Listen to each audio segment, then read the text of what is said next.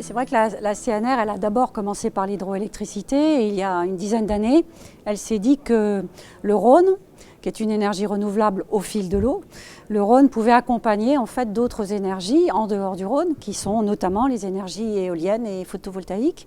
Et dans l'optique un jour de gérer ces trois énergies ensemble, en utilisant le Rhône et en faisant en fait un peu de rétention sur le Rhône pour pouvoir délivrer l'énergie que éventuellement l'éolien ou le photovoltaïque ne peut pas délivrer à tout instant.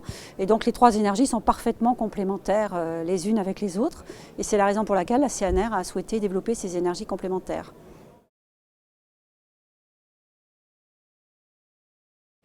Oui, même si le Rhône est au fil de l'eau, donc on ne peut pas parler stockage comme l'énergie des barrages de montagne, mais le Rhône, oui, effectivement, joue plus que de stockage, de régulateur. Hein.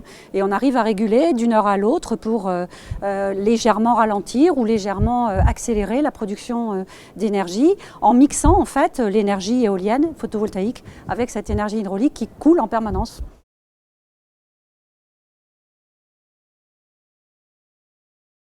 Alors, la mobilité durable, on l'aborde sous plusieurs angles. On l'aborde d'une part parce que nous souhaitons fournir en énergie verte les véhicules électriques.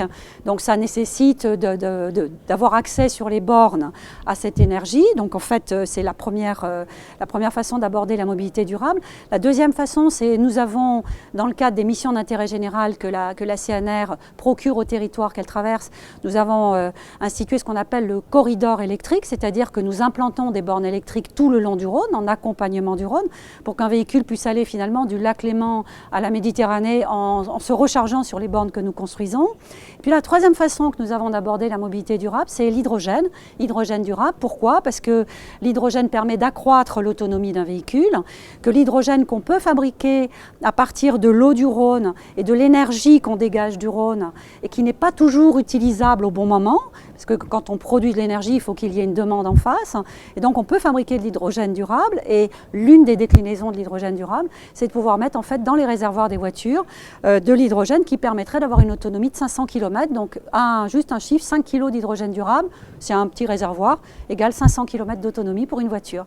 Donc ce sont vraiment trois déclinaisons différentes à partir en fait d'une énergie renouvelable qui nous permet aujourd'hui de dire qu'on est acteur dans la mobilité durable.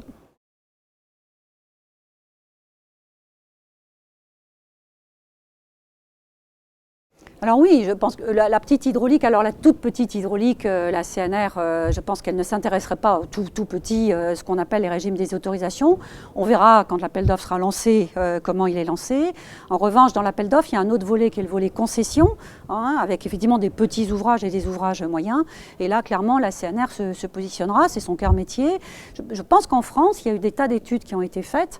Aujourd'hui, on a encore un potentiel de 10 à 15% hein, d'utilisation de nos cours d'eau, que ce soit en vallée, que ce soit encore sur les fleuves, le Rhône.